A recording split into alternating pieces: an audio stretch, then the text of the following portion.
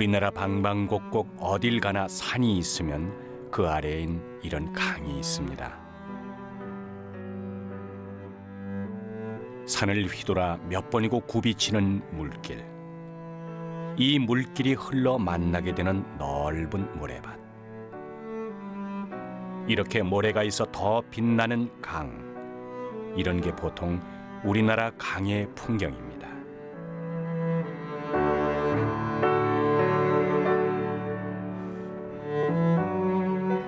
사실 강은 물이 흐르는 대로, 모래가 쌓이는 대로 그야말로 있는 그대로의 자연입니다. 하지만 이렇게 강이 있으면 을에 있기 마련인 모래가 언제부턴가 조금씩 사라지고 있습니다. 그리고 마치 약속이나 한 것처럼 모래가 사라지면서 강에도 변화가 일기 시작했습니다.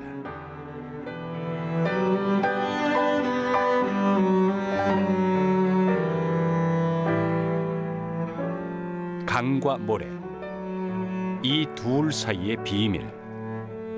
지금부터 우리는 그동안 미처 알지 못했던 강과 모래에 관한 숨겨진 이야기를 시작해 볼까 합니다.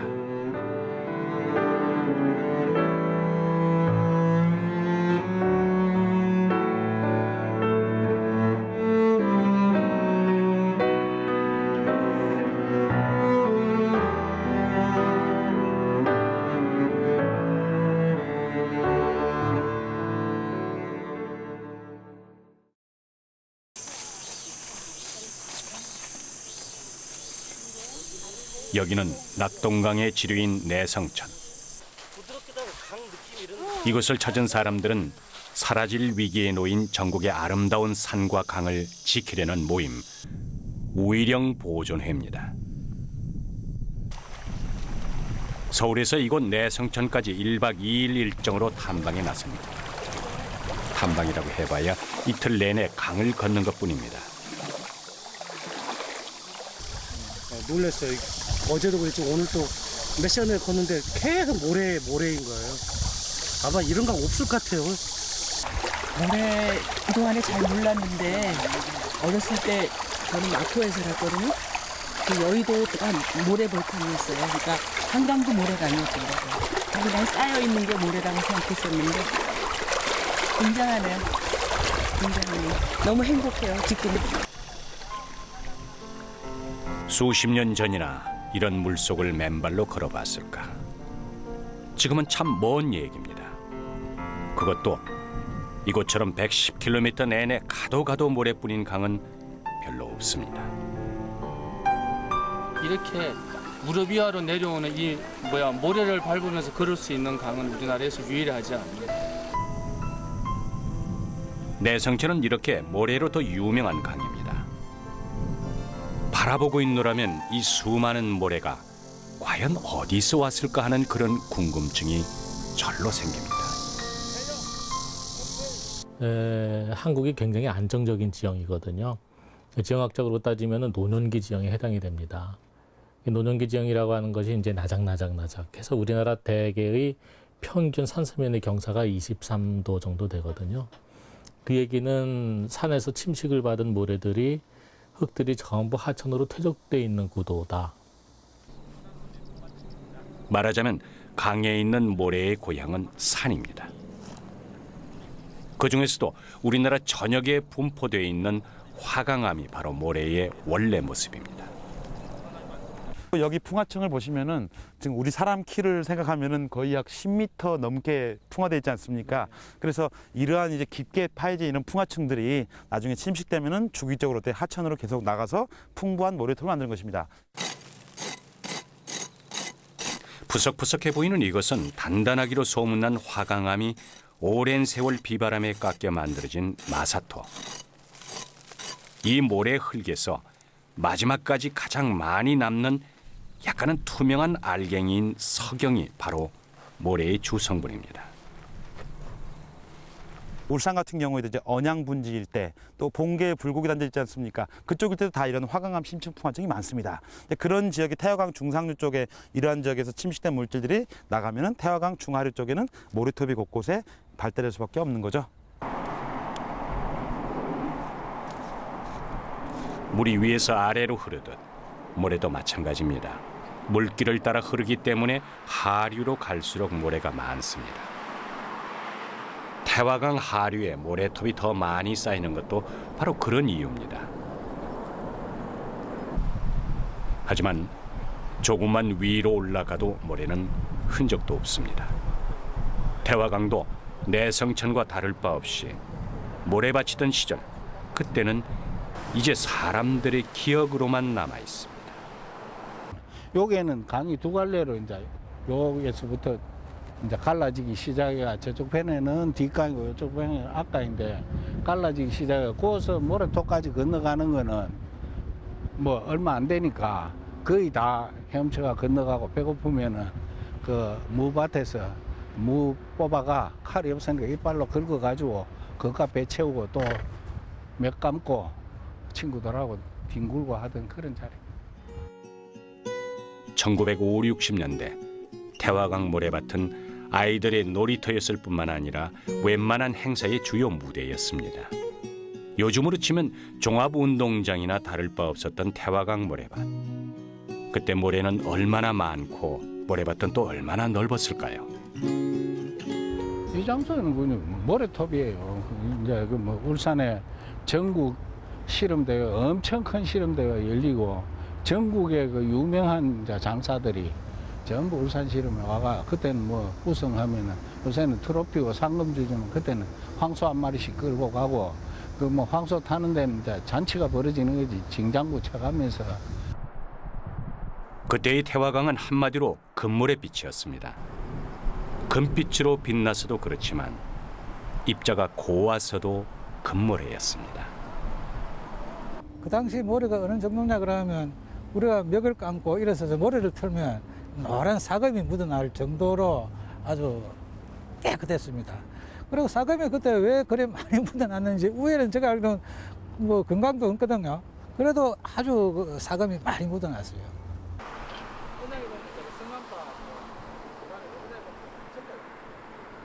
맨발로 강 여기저기를 뛰어다닐 수 있을 만큼 고왔던 태화강 모래. 적어도 40년 전 강을 정비하기 전까지만 해도 태화강은 온통 그런 모래밭이었습니다.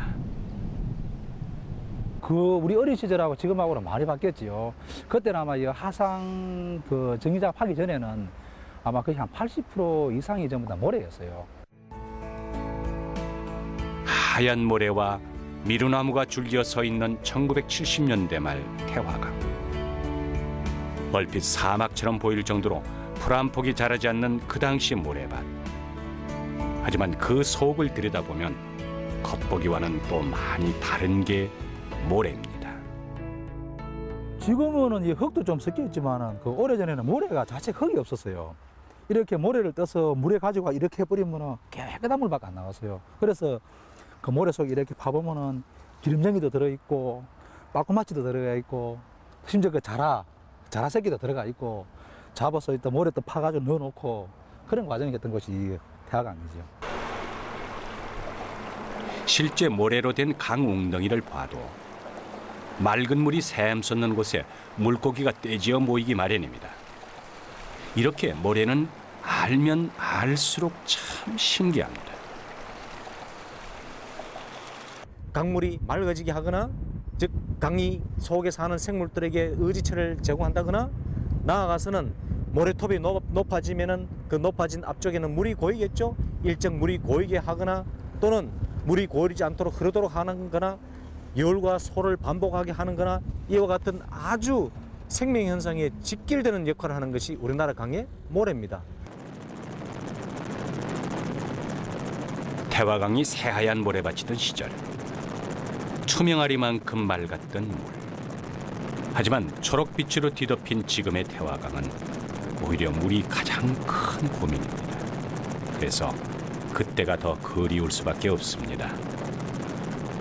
그렇다면 예전에 그 많던 모래, 그 넓은 모래밭은 왜 모두 사라져버린 것일까요? 근본적인 원인으로 본다면 결국은 그 댐이라든지 대규모 그 횡단 구조물 그리고 지속적인 하상 준설 이제 인해서 공급되는 토사를 갖다가 차단하는 것이 근본적인 목적이라고 볼 수가 있겠습니다. 그리고 이러한 그 짧은 기간 내에 백사장은 이제 소멸하게 되고요. 모래가 줄어드는 것은 한마디로 길이 막혔습니다. 하류로 내려오는 모래도 적은데 물살이 센 곳에서는 속절없이 쓸려가기도 합니다. 여기에다 좀 쌓였다 싶은 곳은 퍼내기 바빴습니다. 이래저래 모래가 강을 떠날 수밖에 없는 현실입니다. 자연 하천일 때는 물이 지나는 길 외에는 온통 모래천지였습니다. 제방이 생길 때만 해도 그럭저럭 모래톱이 남아 있었지만 둔치까지 들어선 이후에 강은 오로지 물만 흐르는 공간입니다.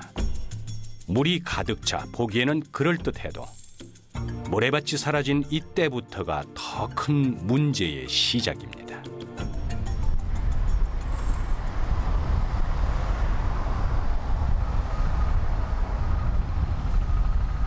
강에서 모래톱이 사라졌을 때 얼마나 많은 문제가 생기는지 우리보다 훨씬 앞서 겪은 곳은 독일입니다. 독일과 프랑스를 구분하는 국경선이기도 한 라인강. 이곳에서 모래톱을 없애고 강을 직선으로 만든 데에는 조금 특별한 사연이 있습니다. Also er hat als erstes einmal gesagt bekommen, bitte mach eine feste Grenze. Und dann kam er auf die Idee, diesen Fluss ein Mittelwasserbett zu geben, zu regulieren, auch den Lauf zu verkürzen.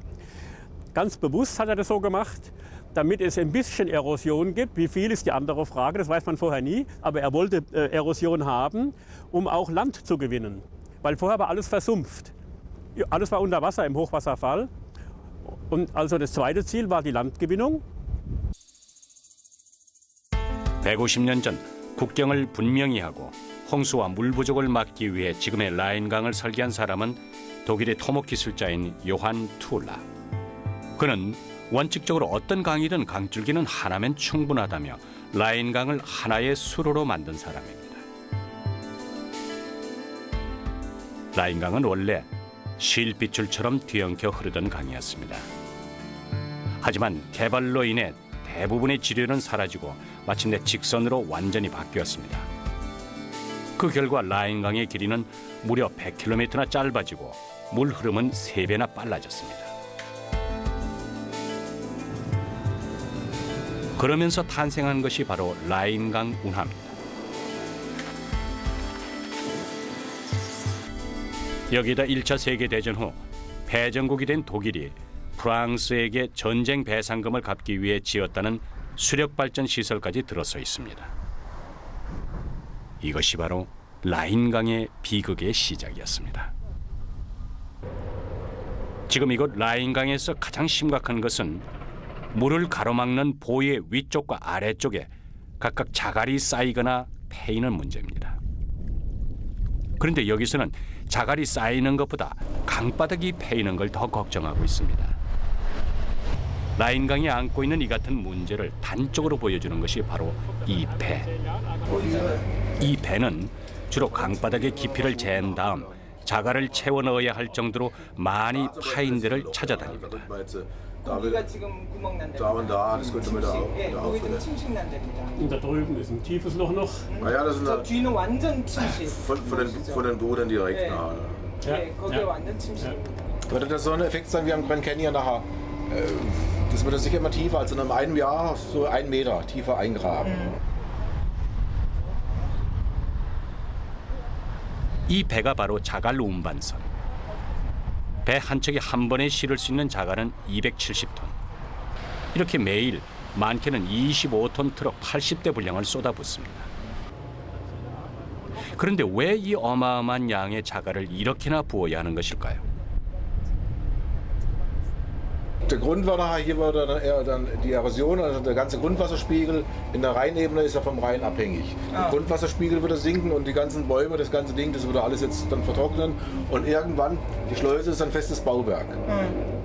Irgendwann, das bewegt sich nicht, kommt man nicht mehr rein, nicht? 강바닥에 모래나 자갈이 적을수록 지하수도 낮아지기 마련입니다. 게다가 여기에는 물이 머물 수 있는 강 주변에 모래톱도 없습니다. 대신 그런 모래톱의 역할을 하는 곳이 여기서는 범람원입니다. 홍수 때 쏟아진 많은 양의 물을 머금고 있는 땅. 그래서 지하수가 풍부한 곳입니다. Also die beste Qualität haben Sie hier, wo der Wasserspiegel immer frei mit rauf und runter geht. Und es geht sehr weit, dieser Einfluss. Wenn der Wasserstand im Rhein hochgeht, geht der Grundwasserbereich sehr, sehr weit ins Hinterland, auch über die Deiche hinweg noch. Ins Hinterland merkt man den Einfluss, dass der Grundwasserspiegel rauf und runter geht. Die abgeschnitten wurden und jetzt als 라인강 곳곳에 초승달 모양으로 만들어진 범람원. 원래는 홍수를 대비한 것이었지만 지하수 문제와 수질까지 라인강이 안고 있는 이 어려운 문제를 풀어주는 곳입니다.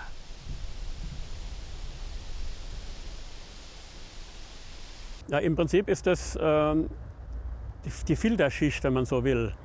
Eine Filterfunktion. Wenn der Grundwasserspiegel nicht schwankt, im Staubereich oben zum Beispiel, dann stagniert das Grundwasser und es fault. Es gibt sehr viel Eisen, was sich dann absetzt. Und hier wird durch das ständige Pumpen im Grundwasserkörper immer wieder Luft eingesaugt. Und die Luft, der Sauerstoff, der heilt sozusagen. 결국 지하수를 만들거나 강을 맑게 하는 것은 주변에 있는 범람원이나 모래톱입니다.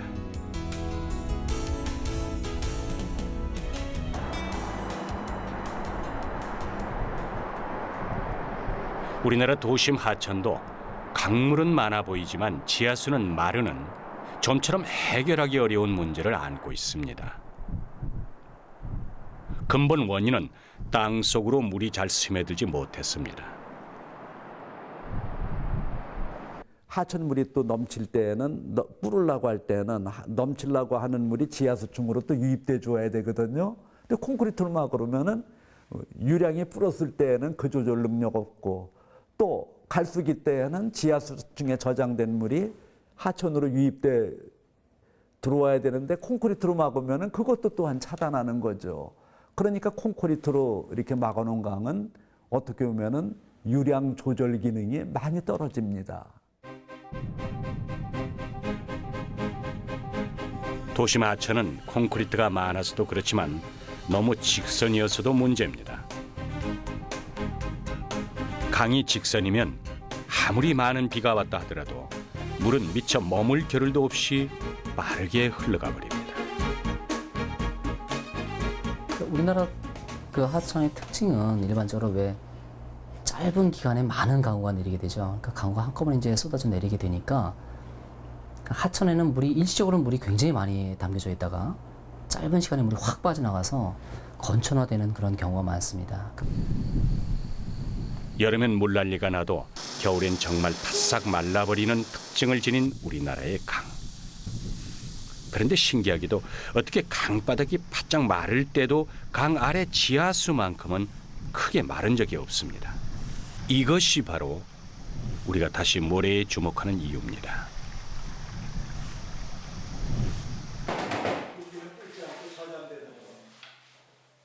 모래의 어떤 놀라운 능력 때문에 우리 강이 마르지 않는지 직접 알아보기 위해 찾은 곳은 한국교원대. 간단한 실험을 위해서 먼저 6,000cc 정도의 모래를 준비했습니다. 이 모래는 또 이 비가 내리면은 물을 빨리 지하수층 쪽으로 내려가게끔 해주는 아주 투수 능력이 좋은 이 층이기도 하죠.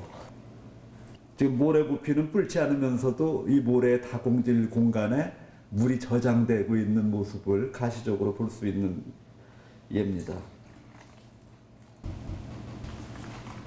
물이 모래 속으로 들어가는 속도뿐 아니라 그 양도 상당합니다.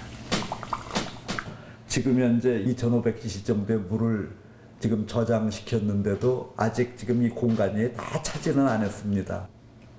그러니까 이제 이 육지에서요, 그 가장 많은 물을 저장할 수 있는 저장고가 사실은 모래층입니다.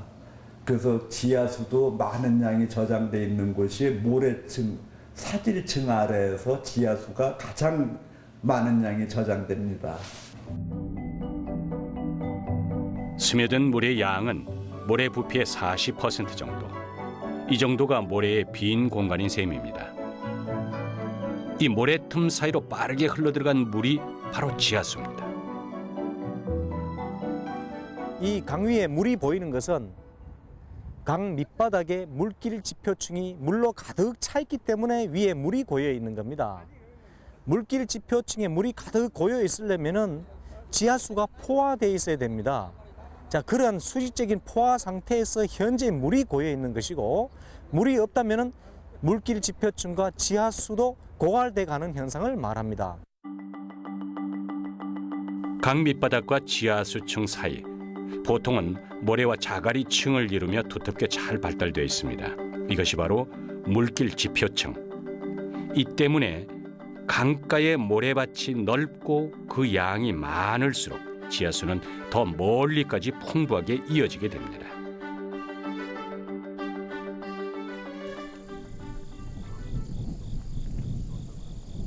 그렇다면 실제 모래가 많기로 유명한 내성천은 어느 정도의 물을 머금고 있는지 직접 확인해 보기로 했습니다. 이곳에서 태어나 지금도 고향을 지키고 있는 이현부 씨. 내성천 모래에 관한 한 그 누구 못지않은 전문가입니다. 이 모래의 깊은데 한 20m가 모래가 쌓였다는데 한 깊이 한 90%는 물이 난다는 물이 차 있단 말이에요. 그래서 여기도 금방 물이 나와요. 보세요. 함에 나오잖아요. 예. 이 손으로 이렇게 파도 물이 떠니까 봐서 이게 하얀 모래다 이렇게 물이 안에는 머금고 있다는 말이죠. 자, 한 물이 나오잖아요. 예. 자, 이 정도는 물이 있다는 말이죠. 그리고 우리 하얀 모래지만은 이 속에 물을 이렇게 먹고 있다는 말이죠. 물가에서 20-30m나 떨어진 곳에서 채 30cm도 파지 않았는데 금세 물이 흥건해졌습니다. 더 놀라운 것은 모래층에 있는 물은 진흙층과 달리 쉽게 증발되지 않는 것. 알갱이 사이에 틈이 많은 모래층에는 모세건 압력이 낮아 이런 신기한 현상까지 있습니다. 지금도 여기 파면 물이 나오죠. 이 근방에 옆에 있는 논들은 그냥 파이프만 박으면 물이 그대로 콸콸 쏟아져요. 이 때문에 실제 내성천에 둘러싸여 있는 이곳 회령포 마을에서는 농사 지을 때 물 걱정을 해본 적이 없습니다. 바로 그 저장된 물은 갈수기 때에는 인간과 생태계 유지에 너무 귀중한 역할을 합니다. 그러니까 우리나라는 모래톱이 잘 발달돼 있다는 거는 하늘이 물 저장 능력도 높게 해준 하천입니다. 이 모래톱이 없다 그러면 그 물이 저장되지 않고 하류 쪽으로 다 흘러가 버릴 겁니다. 모래밭이 넓은 내성천의 경우 모래의 절반 정도가 물로 꽉 차 있을 정도로 엄청난 저장 능력을 자랑합니다. 그런데 모래의 능력은 단순히 물을 저장하는 데서 끝이 아닙니다. 아, 맑았죠. 옛날에 오면 그냥 물 마셨으니까. 지금도 저기 댐에서 많이 흐려진 물이 이걸 흐르면서 거의 1급수로 변한다니까 지금도 먹어도 될 거예요, 아마. 모래가 간직한 또 하나의 비밀은 바로 수질 정화 능력입니다. 모래의 뛰어난 정화 능력을 눈으로 확인해 보기 위해 찾은 곳은 금강으로 흘러드는 지류인 이곳 미호천. 아름다운 호수라는 이름처럼 둘째가라면 서러울 정도로 넓고 아름다운 모래밭을 자랑하는 곳입니다. 수질 정화 능력이 자연계에서는 가장 탁월한 것이 이 모래톱입니다. 그러다 보니까 우리는 가끔 우리나라 하천들 다 그냥 오염원이 많았던 곳에 다 죽은 하천이라고 생각했던 것도 시민들이 좀 관심을 가지고 살리려고 노력하면은 몇 년 안 가서 살아나는 그런 복원력이 있는데 거기에는 이 모래톱의 역할이 크게 작용하고 있습니다.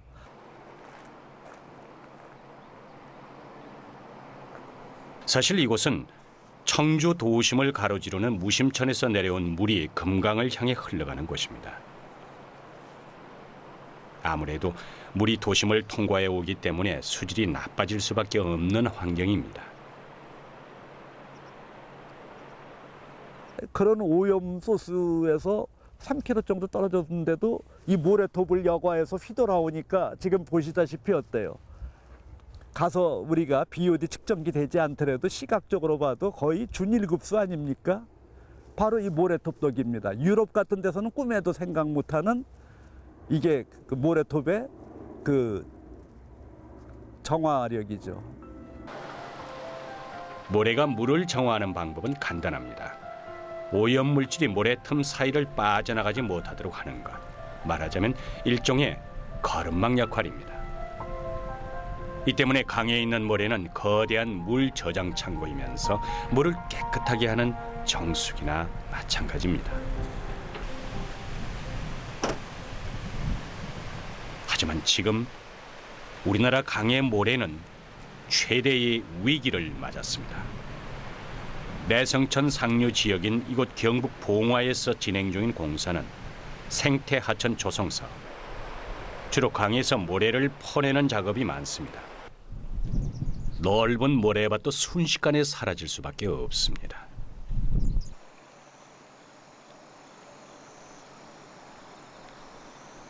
내성천 하류 지역도 예외는 아닙니다. 내성천과 금천이 만나 낙동강으로 흘러드는 경북 예천 삼강마을. 지금 이 멋진 모래밭도 어찌 될지 모를 안타까운 운명에 놓였습니다.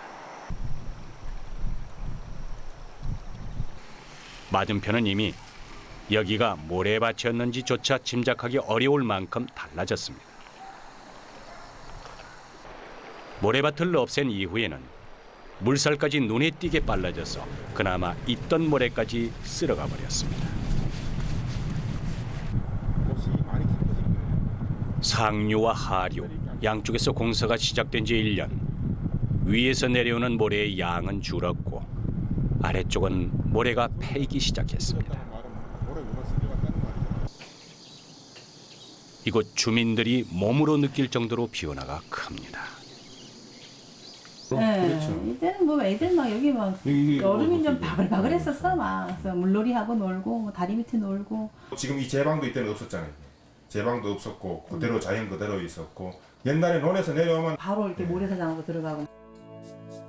사실 내성천은 계절마다 그때그때 물길이 달라지긴 해도 수십 년째 이렇다 할 변화가 없던 곳입니다. 그런데 1년 전부터 이 일대 모래가 달라지기 시작했습니다. 아니 모래가 이렇게 넓게 퍼져 있네. 지금은 안 이런데, 그죠? 그리고 중간에 인공섬도 이렇게 높질 않았고 이때는 마지막하게 합술려 갔는데 지금은 모래 빛깔도 많이 틀려.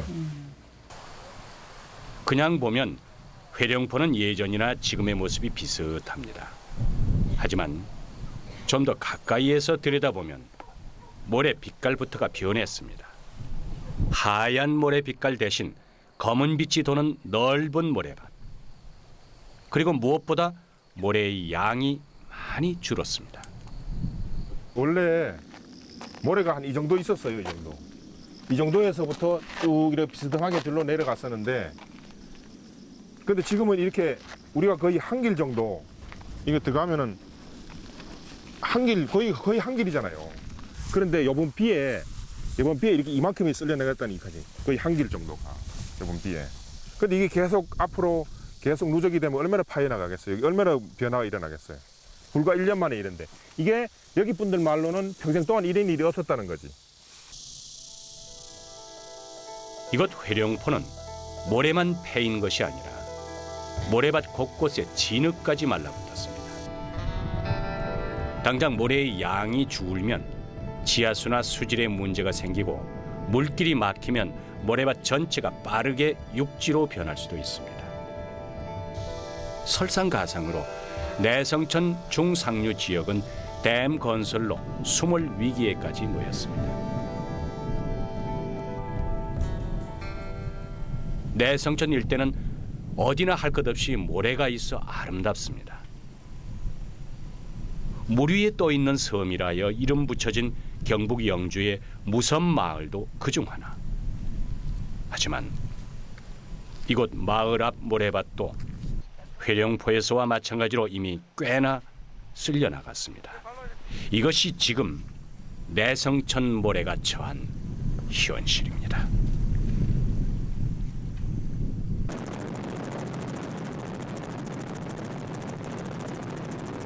강과 따로 떼서 생각할 수 없는 것이 모래지만 하천공사는 대부분 모래를 없애는 것부터 시작되는 경우가 많습니다.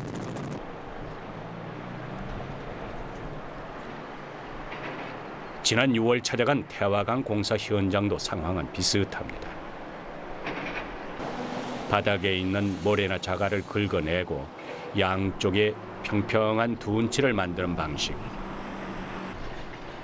이 때문에 물길은 둔치와 둔치 사이에 갇히는 꼴이 됐습니다.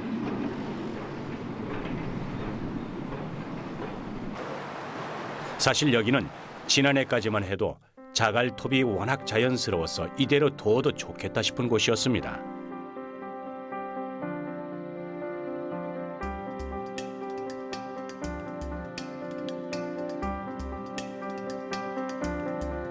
앞으로 태화강을 어떻게 바라봐야 될 것인가는 대단히 중요하다.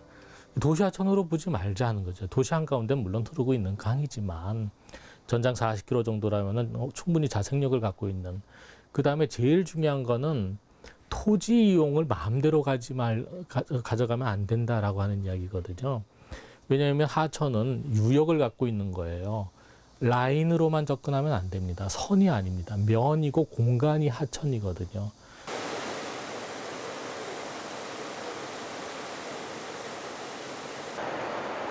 태화강 하천 공사 후 모래와 자갈은 또 얼마나 사라졌을까요? 석 달 후 다시 찾은 공사 현장. 하지만 여름 내 내린 비에 만들던 둔치도 무너졌습니다. 모래나 자갈은 오히려 하천 공사를 하기 전에 있던 곳으로 되돌아가 있습니다. 이렇게 자꾸만 원래의 모습으로 되돌아가려는 강. 거기에는 자갈과 모래가 있습니다. 하천 복원을 한다는 건 어떤 이상적인 목표를 세워두되 그 목표를 하천이 스스로 자기가 그 길을 찾아서 갈 수 있도록 해주는 게 하천 복원이에요. 근데 우리나라는 그렇게 하고 있지 않고 처음부터 길을 이렇게 만들어서 하천이 여기만 이렇게 물길로 가라라고 이렇게 강요하는 거가 잘못된 거예요. 그러니까 그렇게 갈 수 있도록 충동을 주는 것. 이 길로 그러니까 어떤 우리가 충동을 줘서 하천이 이렇게 움직일 수 있도록 하는 거가 하천 복원 사업이지 처음부터 이렇게 만들어 놓고 이렇게 가만히 있어라 이건 아니다는 거죠. 물도 자유로워야 되지만 모래나 자갈도 강 어디든 쌓이거나 휩쓸려 가는 강. 그런 곳이 더 자연에 가깝습니다. 결국 자갈이나 모래가 있는 강을 만드는 것이 하천 복원입니다.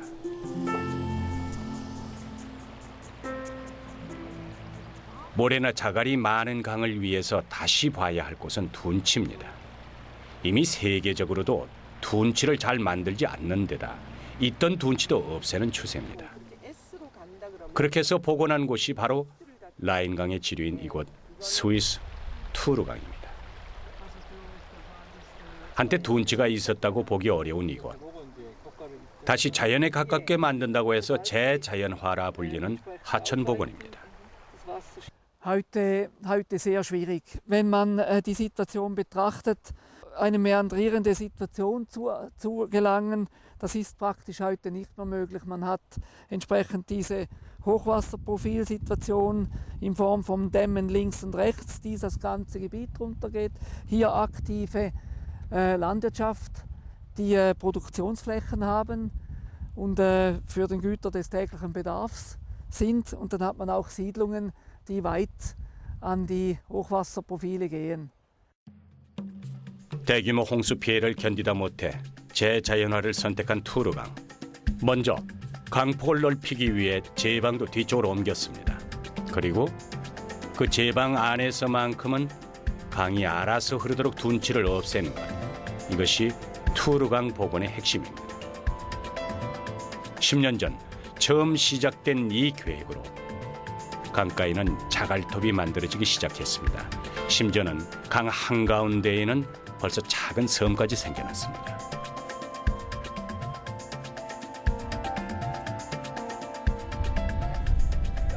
제방이 뒤로 물러난 만큼, 둔치가 사라진 공간만큼 그만큼의 물길이 더 생긴 투르강. 여기에 깔린 이 자갈은 물이 강 전체에 자유롭게 흐르고 있다는 또 하나의 증거입니다. 모래나 마찬가지로 물 저장 능력이 좋은 자갈. 그동안 답이 없던 지하수 문제도 해결의 가닥이 잡혔습니다. Nach der korrigierten Tour. Ja, das ist in einem Sinne einer positiven Entwicklung, oder? Ah, ja. Eben diese Frage Flussrevitalisierung versus Grundwasserschutz. Also wird positiv sein, oder? Also Revitalisierungen will man. 지하수가 풍부해진 것은 이처럼 강 전체를 가득 메운 채 흐르는 물길이 있었습니다. 이렇게 자연스러운 모습의 투르강이 있기까지는 자갈과 모래의 역할이 무엇보다 컸습니다. 그래서 자갈과 모래가 되살아나야만 진정한 의미의 하천 복원이 될 수 있습니다.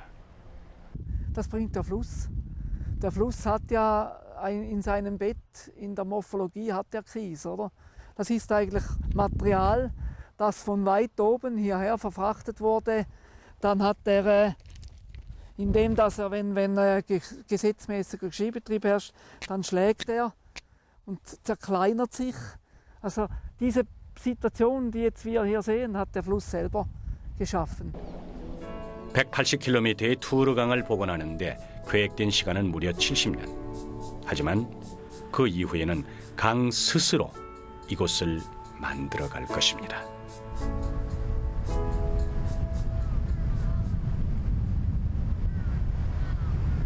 사람이 만든 강과 자연 스스로 만든 강에는 분명 차이가 있다는 것을 보여주는 이곳은 일본 시베츠천.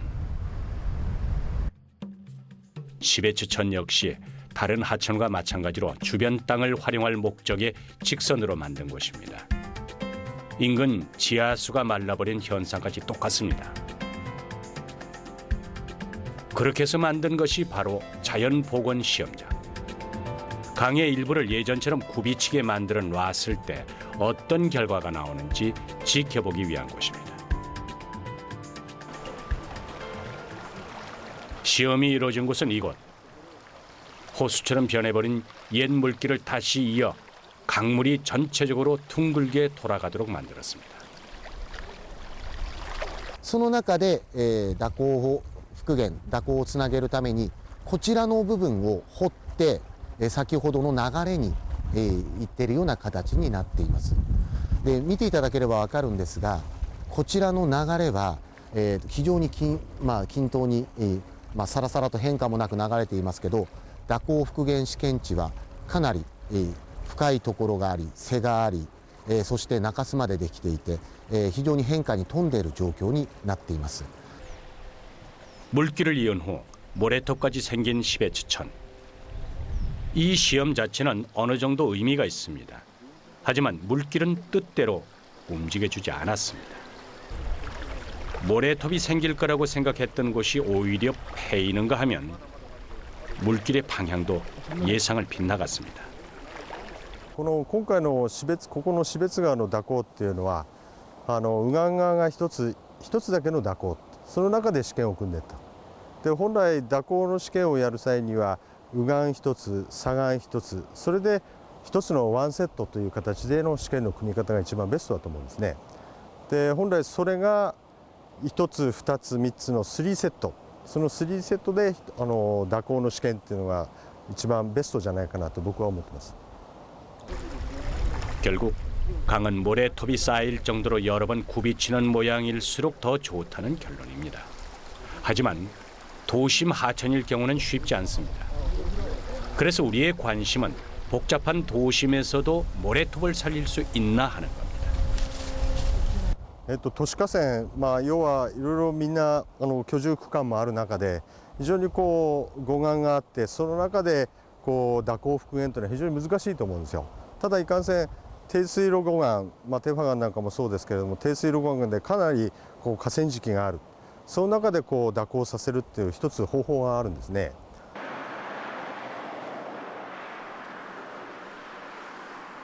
울산에 있는 하천 중에서 제방 안에 비교적 둔치가 적고 물 흐름이 자유로운 곳은 동천입니다.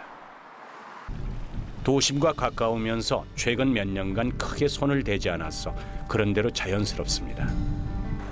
작긴 해도 군데군데 모래톱도 눈에 들어옵니다.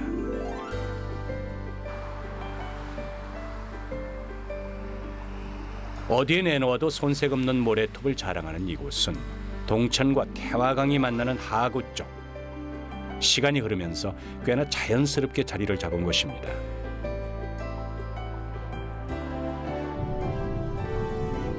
이에 반해 태화강에서 모래톱이 조금이라도 있었으면 하는 마음이 드는 곳은 바로 도심 구간. 예전엔 여기가 모두 모래밭이었지만 지금은 둔치로 변했습니다. 넓은 만큼 그 쓰임이 많은 장소 둔치. 하지만 언젠가 도심 구간의 모래밭을 다시 만든다면 둔치는 넘어야 할 산입니다. 어떤 고수부지를 원래 하천의 모습으로 되돌리기 위해서는요, 고수부라는 개념이 없어져야 돼요. 왜 땅과 높이 그렇게 경사를 지어가지고 만들어 놓고 평탄하게만 조성을 해야 될까라는 것이죠. 원래 하천의 자연스러운 모습은 그것이 아니거든요. 제방에서 내려와서 물에 이르기까지 아주 자연스러운 경사를 이루어 내려가게 되어 있습니다.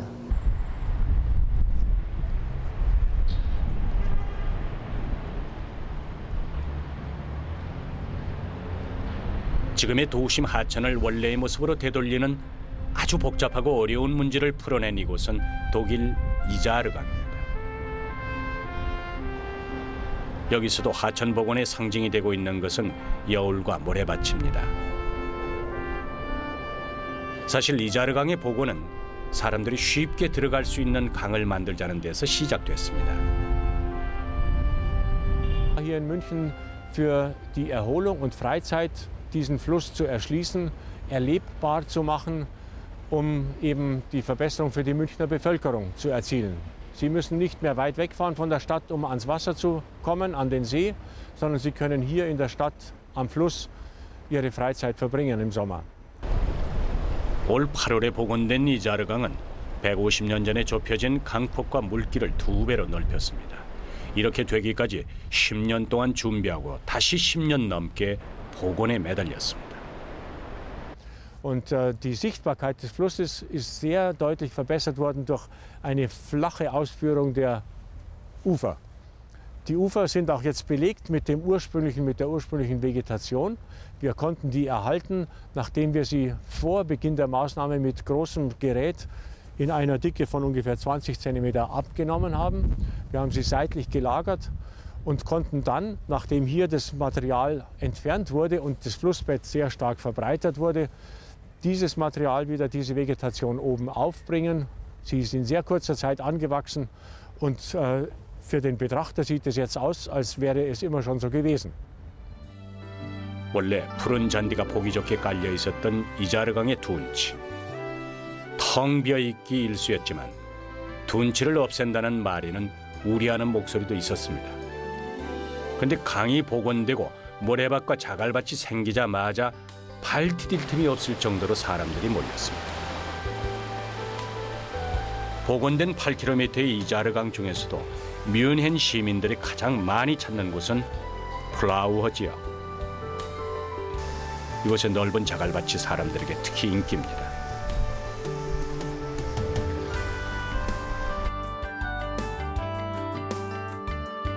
물에 들어가거나 일광욕을 즐기는 모습. 이제는 바라만 보던 예전의 이자르강이 아닙니다.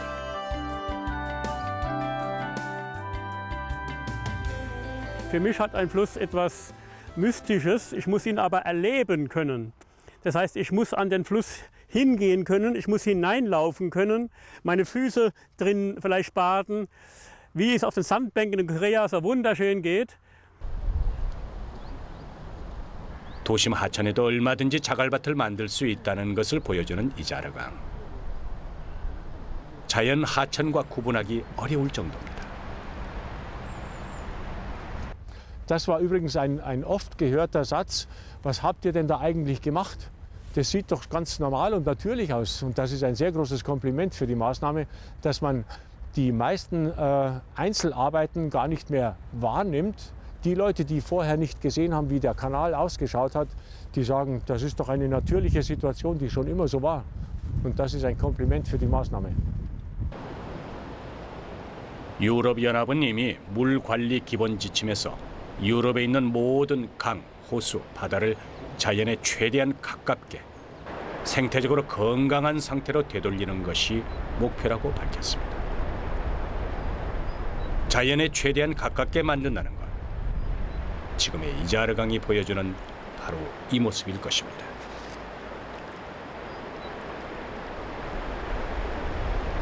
Also ein Vorland eines Flusses wie einen Park zu planen, ist ein völliger Blödsinn, rein fachlich gesehen, weil das kann nie halten. Ein Fluss wird bei der Überflutung sofort ein neues Gleichgewicht sich wieder schaffen wollen. Er reißt also alles raus, was ihm nicht gefällt.